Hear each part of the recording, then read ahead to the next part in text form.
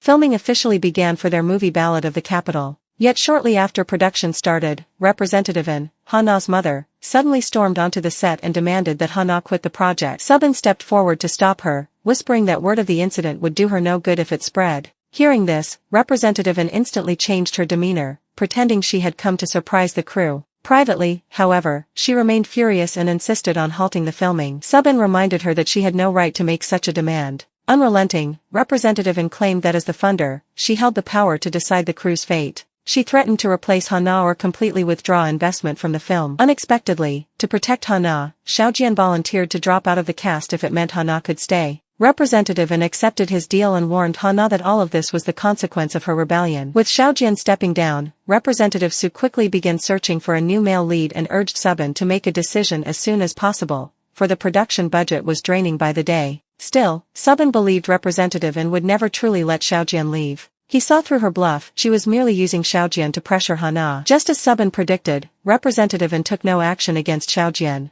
Instead, she seized the situation to threaten her daughter. To save Xiaojian, Hana had no choice but to renew her contract with her mother. For the first time in her life, her attempt to pursue independence ended in failure. Yet after signing the contract, all Hana could think about was Xiaojian. For her, sacrificing her freedom by renewing the contract was no longer a reluctant compromise. Immediately after Hana signed the new agreement, Representative An released official news, confirming Hana and Xiaojian as the lead actors of Ballad of the Capital, directed by Subin. Yike worried for Hana, but Subin assured her that Hana would be fine, as it was a choice she had made on her own. Reading the news, Xiaojian was filled with sorrow. He knew full well that he had been running away from his feelings for Hana all along. That night, Subin's father broke into the studio with a baseball bat, vandalizing the place while searching for his runaway wife. He unexpectedly ran into Representative An. Upon learning that she was the film's investor, he burst into wild laughter, mocking her as a crazy woman. Representative An fired back without hesitation, admitting she had been crazy enough to date a married man and give birth to his child.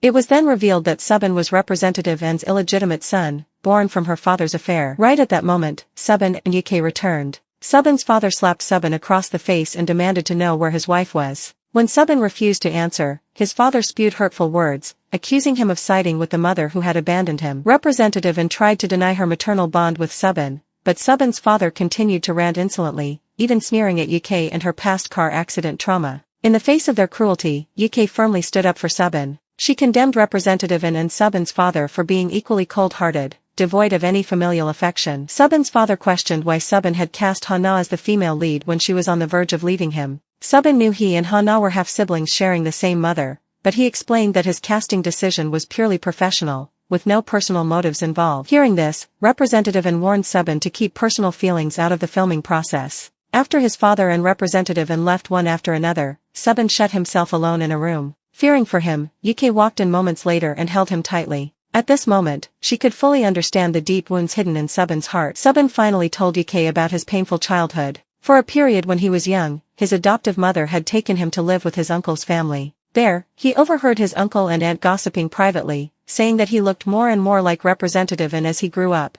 and praising his adoptive mother for being overly tolerant to raise her husband's illegitimate child. When Subin's father learned of their words, he warned his wife that Subin was his own son. No one could take him away. That day, Subin witnessed his adoptive mother's tears and grief. To shield her from his father's abuse, the young Subin went to meet his birth mother, Representative An. He hoped she would take him in. He believed that without him around, his father would stop flying into rages and his mother would stop crying. Yet no matter how he begged, Representative An remained cold-hearted. She even brought Subin back to his father, refusing to raise him under any circumstance. It was his adoptive mother who opened her arms for him. From that moment on, Subin recognized only her as his mother. For Subin, all his growing-up years were shrouded in darkness. Meeting Yike, who chased her dreams fearlessly, became the sole ray of light in his life. Yike's eyes softened. For her too, the scars on her legs were no longer marks of trauma, but proof of her love for Subin. The film was no longer merely her personal long-cherished wish, it was a dream she wanted to fulfill side by side with him. Moved by Yike's tender words, Subin kissed her passionately, and they spent the night together. The next morning, Yike casually remarked that it had been a long time since she had shared a bed with someone. Instantly jealous, Subin kept pressing her about who the last man had been, whether he was the one she had once loved deeply. On their way to the film set, Subin kept on questioning her. Yike hesitated, only saying he used to be a handsome drama department student. The assistant director put up a no workplace romance notice on set. He had already found 3 couples dating among the crew, and warned Yuki and Subin to report immediately if a fourth pair turned up.